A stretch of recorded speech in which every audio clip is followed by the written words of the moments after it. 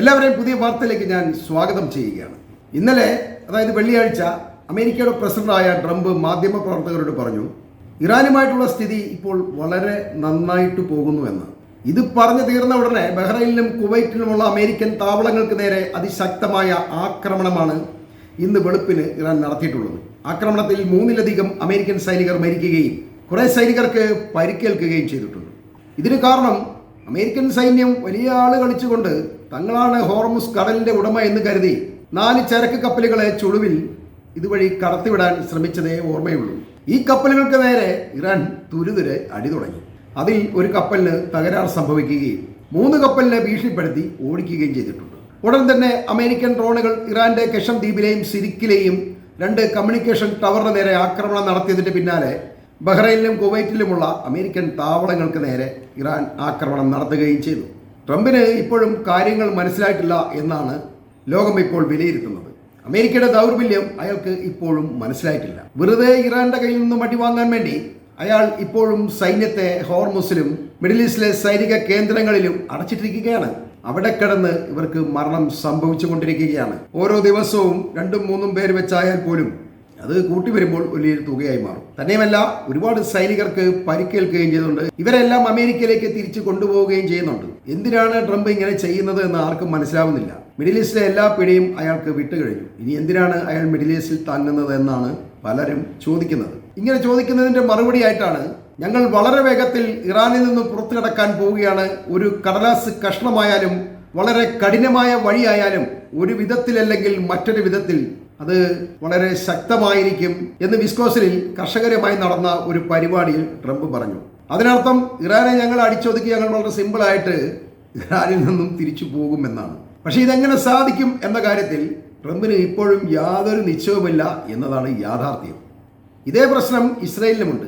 അമേരിക്കയുടെ ആശ്രിതരായി ജീവിക്കുന്ന ജൂതരാജ്യത്തിന്റെ പ്രധാനമന്ത്രിയായ നെതന്യാഹുവിനും ഈ നിശ്ചയമില്ലാതെ ബാധിച്ചിരിക്കുന്നത് കൊണ്ട് ഈ 2 ഭീകരരും ഇപ്പോൾ സ്വപ്ന ലോകത്താണ് ജീവിക്കുന്നത്. ഇവർ രണ്ടും ധരിച്ചിരിക്കുന്നത് ഇറാനെയും ലെബനോനെയും ഒക്കെ അടിച്ചൊതുക്കി തങ്ങൾക്ക് ഈ മിഡിൽ ഈസ്റ്റിൽ രാജാവായി ഇനിയും കഴിയാമെന്നാണ്. എന്നാൽ ഇതൊരിക്കലും സാധ്യമാവുന്ന ഒരു കാര്യമല്ല എന്ന് ലോകം തിരിച്ചറിഞ്ഞിട്ടും ഈ 2 പേരും ഇത് മനസ്സിലാക്കിയിട്ടില്ല എന്നുള്ളതാണ് സത്യം. ഇതിന്റെ അനന്തരഫലമായി ഇസ്രായേൽ അതിന്റെ ഏറ്റവും വലിയ ആപത്തിന്റെ ഘട്ടത്തിലെത്തി നിൽക്കുന്നു എന്ന് പറയേണ്ടതുണ്ട്. 1948 ജൂതരാഷ്ട്രം സ്ഥാപിതമായത് മുതൽ ഇസ്രായേലും ലെബനോനും ഔദ്യോഗികമായി യുദ്ധത്തിൽ തന്നെയാണ്. 1948ലെയും 1967ലെയും യുദ്ധങ്ങളെ തുടർന്ന് ലക്ഷക്കണക്കിന് പലസ്തീൻ അഭയാർത്ഥികളാണ് ലെബനോനിലേക്ക് പലായനം ചെയ്തത്. ഇസ്രായേൽ അവരെ തിരികെ വരാൻ അനുവദിച്ചിട്ടില്ല. ലെബനോനിലെ ഈ അഭയാർത്ഥി ക്യാമ്പുകൾ കേന്ദ്രീകരിച്ചാണ് പിന്നീട് പലസ്തീൻ വിമോചന സംഘടനയായ അതായത് PLO പോലുള്ള സംഘടനകൾ ഉണ്ടായത്. ഇവർ ഇസ്രായേലിനെതിരായി സ്ഥിരമായി ആക്രമണങ്ങൾ നടത്തുന്നതുകൊണ്ട് ഇതിന്റെ വഴി ലെബനോൻ സർക്കാരിന്റെ മേൽ ഇസ്രായേൽ ആരോപിക്കുകയും അതിനെ തുടർന്ന് ഈ 2 രാജ്യങ്ങളും തമ്മിൽ സംഘർഷം വർദ്ധിക്കുകയും ചെയ്തു. ഇങ്ങനെ ഇവർ തമ്മിൽ നടന്ന യുദ്ധത്തിൽ അന്ന് ഇസ്രായേൽ വളരെ ശക്തമായതിനാൽ ലെബനോൻ, സിറിയ, ഇസ്രായേൽ അതിർത്തികൾ ചേരുന്നിടത്തുള്ള ഏകദേശം 22 ചതുരശ്ര കിലോമീറ്റർ വിസ്തീർണമുള്ള മലയോര മേഖലയായ ലെബനോനിലെ ഷെബ ഫാംസ്, കബർഷൂബ കുന്നുകൾ കൂടാതെ ഖാദർ ഗ്രാമത്തിന്റെ വടക്കൻ ഭാഗം ഇവയെല്ലാം ഇപ്പോഴും ഇസ്രായേലിന്റെ കൈവശമാണുള്ളത്. 1978ലും 82ലും ഇസ്രായേൽ സൗത്ത് ലെബനോൻ പിടിച്ചെടുക്കുകയും ലെബനോന്റെ തലസ്ഥാനമായ ബെയ്റൂട്ട് വരെ അധിനിവേശം നടത്തുകയും ചെയ്തെങ്കിലും പിന്നീട് അന്താരാഷ്ട്ര ഇടപെടൽ മൂലം അത് വിട്ടുകൊടുക്കേണ്ടി വന്നു. ഇതൊക്കെയാണ് ഇസ്രായേലും ലെബനോനുമായിട്ട് കാലങ്ങളായി നടക്കുന്ന യുദ്ധത്തിന്റെ ചില കാരണങ്ങൾ. 1980കളിൽ ഇസ്രായേലിന്റെ അധിനിവേശത്തിനെതിരായി പോരാടാൻ ലെബനോനിലെ ഷിയ മുസ്ലിം വിഭാഗങ്ങൾ ചേർന്ന് രൂപീകരിച്ച ഒരു സംഘടനയാണ് ഹിസ്ബുള്ള. ഇറാന്റെ പിന്തുണയോടെ വളർന്ന ഹിസ്ബുള്ളയ്ക്ക് ഇന്ന് ലെബനോൻ രാഷ്ട്രീയത്തിലും സൈനിക തലത്തിലും വലിയ സ്വാധീനമുണ്ട് എന്നോർക്കണം. അവർക്ക് ഏതാണ്ട് 8-10 MPമാരുണ്ട് ലെബനോന്റെ പാർലമെന്റിൽ. ഹിസ്ബുള്ള ഒരു പോരാട്ട സംഘടനയാണ് എന്നോർക്കണം. എന്നിട്ടും അവർക്ക് ലെബനോൻ രാഷ്ട്രീയത്തിൽ വലിയ സ്വാധീനമാണുള്ളത്. ഈ ഹിസ്ബുള്ള ഇന്ന് ഇസ്രായേലിന്റെ ഭാവിയെയും നിലനിൽപ്പിനെയും അവതാളത്തിലാക്കി അതിർത്തിയിൽ സൈനിക നീക്കം നടത്തുമ്പോൾ അതൊരു വലിയ യുദ്ധത്തിലേക്ക് മാറാനും ഇസ്രായേൽ പൂർണ്ണമായും തകരാനുമുള്ള എല്ലാ സാധ്യതയുമാണ് മുന്നിലുള്ളത് എന്ന് ഇസ്രായേലിന്റെ സൈനിക കേന്ദ്രങ്ങൾ പോലും ഇപ്പോൾ ഭയക്കുകയാണ്. യുദ്ധം മൂലം അസ്ഥിരമായ ഇസ്രായേലിനോട് കൈവശം വെച്ചിരിക്കുന്ന സ്ഥാനങ്ങളിൽ നിന്നും പിൻവാങ്ങണമെന്നും അതല്ലെങ്കിൽ ഇസ്രായേലിലേക്ക് സൈനിക മുന്നേറ്റം നടത്തുമെന്ന ഭീഷണിയാണ് കഴിഞ്ഞ ദിവസം ഹിസ്ബുള്ള നടത്തിയിട്ടുള്ളത്. ഇറാനും അമേരിക്കയും ഇസ്രായേലും തമ്മിലുള്ള യുദ്ധത്തിൽ തറപറ്റിയ ഇസ്രായേലിനെ ആക്രമിക്കാനും നശിപ്പിക്കാനും പറ്റിയ അവസരം ഇതാണെന്ന് തിരിച്ചറിഞ്ഞ ഹിസ്ബുള്ള ഈ ജൂതരാഷ്ട്രം ലെബനോന് ഇതുവരെ ഏൽപ്പിച്ച നാശത്തിൻ്റെ 10 ഇരട്ടിയായിട്ട് ഇപ്പോൾ തിരിച്ചു കൊടുത്തുകൊണ്ടിരിക്കുന്നു എന്നുള്ളതാണ് വാസ്തവം. ലെബനോനിലേക്കും ആക്രമണങ്ങൾ വളരെ ശക്തമായ രീതിയിൽ ഇസ്രായേൽ നടത്തുന്നുണ്ട്. അതുപോലെ തന്നെ ലെബനോനിൽ ഇസ്രായേൽ സൈന്യം നിലയുറപ്പിച്ചിട്ടുണ്ട്. അവർക്ക് തിരിച്ചു പോകാൻ വഴിയില്ലാതെ കുടുങ്ങിക്കിടക്കുകയാണ് എന്ന് ഞാൻ മറ്റൊരു വീഡിയോയിൽ പറഞ്ഞിരുന്നു. ശരിക്കും അത് തന്നെയാണ് ഇപ്പോൾ സംഭവിച്ചിരിക്കുന്നത്. ഈ ഒരു അവസ്ഥയിൽ ഹിസ്ബുള്ളയുടെ പൊരുതി നിൽക്കാനുള്ള സൈനിക ശേഷി ഇസ്രായേലിനുണ്ടോ എന്നുള്ള കാര്യം നമ്മൾ കണ്ടറിയേണ്ട കാര്യമാണ്. ഇവർ തമ്മിൽ ഒരു വൻകിട കരയുദ്ധം ഉണ്ടാകാനുള്ള സാധ്യത മുന്നിൽ കണ്ടുകൊണ്ട് അത് ഒഴിവാക്കാനുള്ള അന്താരാഷ്ട്ര സമ്മർദ്ദങ്ങളും ചർച്ചകളും നടന്നുകൊണ്ടിരിക്കുകയാണ്. ഇക്കഴിഞ്ഞ ദിവസങ്ങളിലെല്ലാം മാരത്തോൺ ചർച്ചകളാണ് നടക്കുന്നത്, ഇപ്പോഴും നടന്നുകൊണ്ടിരിക്കുകയാണ്. സ്ഥിരമായി തുടർന്നുകൊണ്ടിരിക്കുന്ന ഹിസ്ബുള്ളയുടെ ആക്രമണവും രാജ്യത്തേക്ക് കടന്നു കയറാനുള്ള സാധ്യതയും വർദ്ധിച്ചു വരുന്നത് കൊണ്ട് നെതന്യാഹു കഴിഞ്ഞ ദിവസം രാത്രി പെട്ടെന്ന് തന്നെ ഒരു സുരക്ഷാ കൺസൾട്ടേഷൻ വിളിച്ചു ചേർത്ത് ഭാവി പരിപാടികൾ ആസൂത്രണം ചെയ്തതായിട്ടാണ് റിപ്പോർട്ടുള്ളത്. അതിൽ നിന്ന് നമുക്ക് മനസ്സിലാക്കാവുന്നതാണ് എത്രയധികം രൂക്ഷമാണ് ഈ അതിർത്തിയിലെ ഇപ്പോഴത്തെ അവസ്ഥ എന്നുള്ളത്. ഇത് സാധാരണ പത്രങ്ങൾ റിപ്പോർട്ട് ചെയ്യണമെന്നില്ല. കാരണം പൊതുവെ പത്രങ്ങളെല്ലാം അമേരിക്കയുടെയും ഇസ്രായേലിൻ്റെയൊക്കെ ഭാഗത്തായതുകൊണ്ട് അതൊന്നും കൃത്യമായ വാർത്തകൾ പുറത്തു വരണമെന്നില്ല. ഇസ്രായേലിൻ്റെ മുന്നേറ്റത്തെക്കുറിച്ച് മാത്രമായിരിക്കും അവർ റിപ്പോർട്ട് ചെയ്യുന്നത്. എന്നാൽ അത് വളരെ തെറ്റാണ്. ഇങ്ങനെ നടന്ന യോഗത്തിൽ ലെബനോനിൽ വലിയ തോതിലുള്ള ഒരു ഓപ്പറേഷനുള്ള നിർദ്ദേശം സൈന്യം പ്രധാനമന്ത്രിക്കും മറ്റു മന്ത്രിമാർക്കും മുന്നിൽ അവതരിപ്പിച്ചതായിട്ടും റിപ്പോർട്ടുകൾ പുറത്തു വന്നിട്ടുണ്ട്. എന്നാൽ ഇവർ ഈ തീരുമാനമെടുക്കുമ്പോൾ ഇസ്രായേലിനെ ഇനി കൂടുതൽ സഹായിക്കാൻ കഴിയില്ലെന്ന അപകടം തിരിച്ചറിഞ്ഞ ട്രംപ് നെതന്യാഹുവിനെ വിഡ്ഢിയെന്നും ഭ്രാന്തനുമെന്നൊക്കെ വിളിച്ച് ഹിസ്ബുള്ളയും ലെബനോനുമായി ഒരു വെടിനിർത്തൽ കരാർ ഉണ്ടാക്കാൻ നിർബന്ധിച്ചെങ്കിലും ഹിസ്ബുള്ള ഈ ചർച്ചയ്ക്ക് ഇതുവരെ എത്തിയിട്ടില്ല എന്നുള്ളത് ശ്രദ്ധേയമാണ്. ഇയാളെ വിഡ്ഢിയെന്നും ഭ്രാന്തനെന്നൊക്കെ വിളിച്ചെന്ന് കഴിഞ്ഞ ദിവസം ഞാൻ നിങ്ങളോട് റിപ്പോർട്ട് ചെയ്തിരുന്നതാണ്. അതിൻ്റെ സ്ക്രീൻഷോട്ടുകളൊക്കെ ഇട്ടിരുന്നു. അതിൻ്റെ ഭാഗമായിട്ട് ഇസ്രായേലി ലെബനോൻ പ്രതിനിധികൾ വാഷിങ്ടണിൽ പല റൗണ്ട് ചർച്ചകളും നടത്തിക്കൊണ്ടിരിക്കുകയാണ്. ഇപ്പം തന്നെ 4 റൗണ്ട് ചർച്ചകൾ അങ്ങോട്ട് നിലവിൽ കഴിഞ്ഞിട്ടുണ്ട്. ഈ ചർച്ചയിൽ ലെബനോനുള്ളിൽ അനേകം സുരക്ഷാ മേഖലകൾ സൃഷ്ടിക്കാൻ ഇസ്രായേൽ ഏതാണ്ട് സമ്മതിച്ചുകൊണ്ട് കരാർ വളർന്നുകൊണ്ടിരിക്കുകയാണ്. ലെബനോൻ സൈന്യം ആ പ്രദേശങ്ങളുടെ പൂർണ്ണ നിയന്ത്രണം ഏറ്റെടുക്കുമെന്നാണ് ഇപ്പോൾ ഉള്ള തീരുമാനം. അതുകൊണ്ട് തന്നെ ലെബനോന് ഇപ്പോൾ വലിയ സന്തോഷമായിരിക്കുകയാണ്. കാര്യം ഹിസ്ബുള്ളയ്ക്ക് പേര് ദോഷമുണ്ടെങ്കിലും ലെബനോന് ഇപ്പോൾ ഒരു നല്ല നേട്ടമാണ്. കാരണം ഈ ഹിസ്ബുള്ളയുടെ അത്രയും ശക്തിയൊന്നും ലെബനോൻ സൈന്യത്തിനില്ല. ഹിസ്ബുള്ള ഒരു വൻ ശക്തിയാണ്, ലോകത്തിലെ വലിയ ഒരു പോരാട്ട ഒരു സൈന്യമാണ്, ഒരു സംഘടനയാണ്. അവരെയൊന്നും ഒരു വിധത്തിലും തോൽപ്പിക്കാൻ കഴിയില്ല. കാലങ്ങളായിട്ട് അവർ വൻ ശക്തിയായിട്ട് നിലനിൽക്കുകയാണ്. ഒരു രാജ്യത്തിനുള്ളതിനേക്കാൾ ആയുധങ്ങളും പവറും ആളും എല്ലാം അവർക്കുണ്ട്.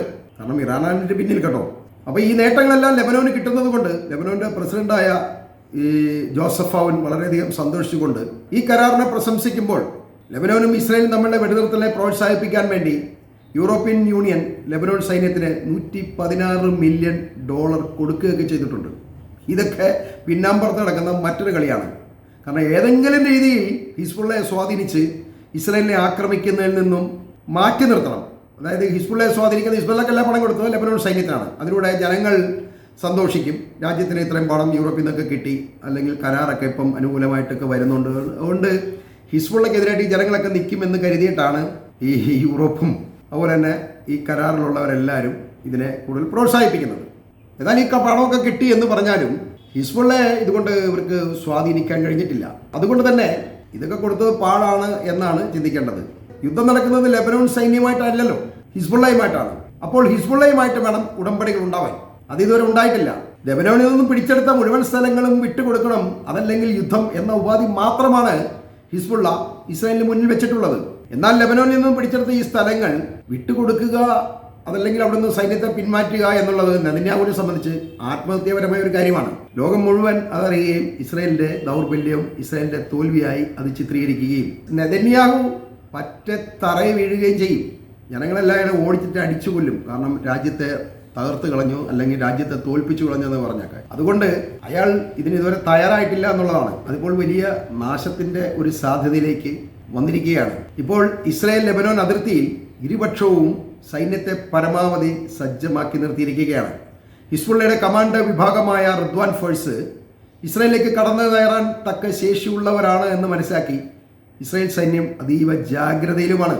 ഇതിൽ ഇസ്രായേലിലെ ഏറ്റവും അധികം അലട്ടുന്ന പ്രശ്നം എന്താണെന്നാൽ ഹിസ്ബുള്ള ഇസ്രായേലിലേക്ക് കയറും എന്നുള്ളതൊന്നുമല്ല. ഹിസ്ബുള്ള കയറിയാൽ അവരെ തടയാനൊക്കെ ഒരുപക്ഷെ ഇസ്രായേലിന് കഴിഞ്ഞേക്കും. പക്ഷേ ഹിസ്ബുള്ള അങ്ങോട്ട് കയറി കഴിഞ്ഞാൽ അതിൻ്റെ പിന്നാലെ ഇറാൻ ഇസ്രായേലിനെ ആക്രമിക്കും എന്നൊരു ഭയം അവരുടെ ഉള്ളിലുണ്ട്. അങ്ങനെ തീരും. കാരണം മുന്നിൽ നിന്ന് കരസൈന്യം കയറുകയും പിന്നിലൂടെ ഇറാന്റെ മിസൈലുകൾ വരികയും ചെയ്തു കഴിഞ്ഞാൽ പിന്നെ ഇസ്രായേലിൽ നിലനിൽപ്പൊന്നുമില്ല. അതാണ് ഇസ്രായേൽ തകരുമെന്ന് പറയുന്നതിന്റെ കാരണം. ഹിസ്ബുള്ളയുടെ ഏറ്റവും അപകടകാരികളായ റദ്വാൻ ഫോഴ്സ് കമാൻഡോ വിഭാഗം അതിർത്തിയോട് തൊട്ടുരുമിയുള്ള രഹസ്യ കേന്ദ്രങ്ങളിൽ നിലയുറപ്പിച്ചിരിക്കുന്നതും ഇസ്രായേലിന്റെ അതിർത്തിക്കുള്ളിൽ എത്തുന്ന തുരങ്കങ്ങൾ ഇവർക്ക് ഉണ്ട് എന്ന ഇന്റലിജൻസ് റിപ്പോർട്ടും യുദ്ധം വളരെ വഷളായ നിലയിൽ എത്തിച്ചിട്ടുണ്ട്. ഇതൊഴിവാക്കാൻ വേണ്ടി ട്രംപ് ഇറാന്റെ പരമോന്നത നേതാവായ ആയത്തുള്ള മുജ്തബ ഖാംനെയെ കാണണം എന്ന ആഗ്രഹം പ്രകടിപ്പിച്ചെങ്കിലും അതിനൊന്നും ഇനി സമയമില്ല. തന്നെയുമല്ല, ട്രംപുമായിട്ട് യാതൊരുവിധ ചർച്ചയുമില്ല എന്നൊരു നിലപാടാണ് ഇറാൻ ഇപ്പോൾ എടുത്തിട്ടുള്ളത്. ഇറാന്റെ ഒരു പെർമിഷന് വേണ്ടി മാത്രമാണ് ഹിസ്ബുള്ള ഇപ്പോൾ അതിർത്തിയിൽ വെയിറ്റ് ചെയ്യുന്നത് എന്നോർക്കണം. മറ്റൊരു കാര്യം കൂടി ശ്രദ്ധിക്കേണ്ടതുണ്ട്. മിഡിൽ ഈസ്റ്റിൽ പലപ്പോഴും രണ്ട് കാര്യങ്ങൾ ഒരേ സമയം നടക്കാറുണ്ട്. പുറമേക്ക് നയതന്ത്ര വെടിനിർത്തലിനായി ചർച്ചകൾ നടത്തുന്നുണ്ടാവും. അതേസമയം തന്നെ അതിർത്തിയിൽ സൈന്യങ്ങൾ യുദ്ധത്തിനുള്ള അവസാനഘട്ട ഒരുക്കങ്ങൾ നടത്തുകയും ചെയ്യും. കാരണം ഇവർ നടത്തുന്ന ചർച്ചകൾ ഒരിക്കലും വിജയത്തിലെത്തില്ല എന്ന കാര്യം ഇരു കൂട്ടർക്കും നല്ല വിശ്വാസമാണ്. അതുകൊണ്ടാണ് ഈ ചർച്ചകൾ നടന്നുകൊണ്ടിരിക്കുമ്പോൾ തന്നെ ആക്രമണം ഉണ്ടാകുന്നത്. യുദ്ധം എപ്പോൾ തുടങ്ങും എന്നുള്ള സൈനിക രഹസ്യങ്ങളൊന്നും ഒരു സൈന്യവും പത്രക്കാരോട് സാധാരണ പറയാറില്ല. ഞങ്ങൾ ഇന്ന ദിവസം പോയി അടിക്കും കേട്ടോ, അതുകൊണ്ട് നിങ്ങൾ പത്രത്തിലേക്ക് എഴുതിക്കോ എന്നൊന്നും ആർക്കും പറയാൻ പറ്റില്ല, പറയുകയില്ല. അതുകൊണ്ട് പത്രക്കാർ ഇതിനെ എപ്പോഴും നോർമലീകരിച്ചാണ് എഴുതുന്നത്. കുഴപ്പമൊന്നുമില്ല, എല്ലാവരും വളരെ കോംപ്രമൈസായി ചർച്ചയൊക്കെ നടക്കുന്നുണ്ട്, ഇപ്പം ശരിയാകും, നാളെ ശരിയാകും എന്നിവരിങ്ങനെ ന്യൂസ് ചെയ്തുകൊണ്ടിരിക്കും. പക്ഷേ ഈ പത്രക്കാരെ പോലും ഞെട്ടിച്ചുകൊണ്ടാണ് ഒറ്റയടിക്ക് യുദ്ധം ആരംഭിക്കുന്നത്. ഇത് തന്നെയാണ് ഇതിനു മുമ്പൊക്കെ നമ്മൾ കണ്ടിട്ടുള്ളത്. ഇത് മിഡിൽ ഈസ്റ്റിൽ സ്ഥിരമായി നടക്കുന്ന ഒരു കാര്യമായതുകൊണ്ട് ഇസ്രായേലിന്റെ അതിർത്തിയിലെ പിരിമുറുക്കം അതീവ രഹസ്യമായിട്ട് ഇപ്പോൾ സൂക്ഷിക്കപ്പെടുന്നുണ്ട്. ഇത് കണ്ടെത്തി തുറന്നു കാട്ടുന്ന ചില പത്രപ്രവർത്തകരുണ്ട് എന്നോർക്കണം. അവരിലൂടെയാണ് കുറച്ചെങ്കിലും ലോകം ഇന്ന് അറിയുന്നത്. അല്ലെങ്കിൽ ഇസ്രായേലിൽ നിന്ന് ഒരു കാര്യവും ലോകം അറിയില്ല. കാരണം അത്രയധികം ടൈറ്റ് സെക്യൂരിറ്റിയാണ്, അല്ലെങ്കിൽ എല്ലായിടത്തും ബാൻ ചെയ്തിരിക്കുകയാണ് ഇസ്രായേൽ സൈന്യം. അപ്പോൾ ഇങ്ങനെ തുറന്നു കാട്ടുന്ന മീഡിയ പ്രവർത്തകരെ ലക്ഷ്യം വെച്ചുകൊണ്ട് ഇസ്രായേൽ സൈന്യം ആക്രമണങ്ങൾ നടത്താറുണ്ട്. ഇങ്ങനെ ഒരുപാട് പത്രപ്രവർത്തകരാണ് മിഡിൽ ഈസ്റ്റിൽ കൊല്ലപ്പെട്ടിട്ടുള്ളത്. പക്ഷേ എത്രയധികം മറച്ചു വെച്ചാലും, എത്ര പത്രപ്രവർത്തകരെ അല്ലെങ്കിൽ മീഡിയ പ്രവർത്തകരെ കൊലപ്പെടുത്തിയാലും ഇസ്രായേലിന് ഇനി മറച്ചു വയ്ക്കാൻ അധികമൊന്നുമില്ല എന്നുള്ളതാണ് വാസ്തവം. ഈ വാർത്തകൾ ഞാനിവിടെ അവസാനിപ്പിക്കുന്നു.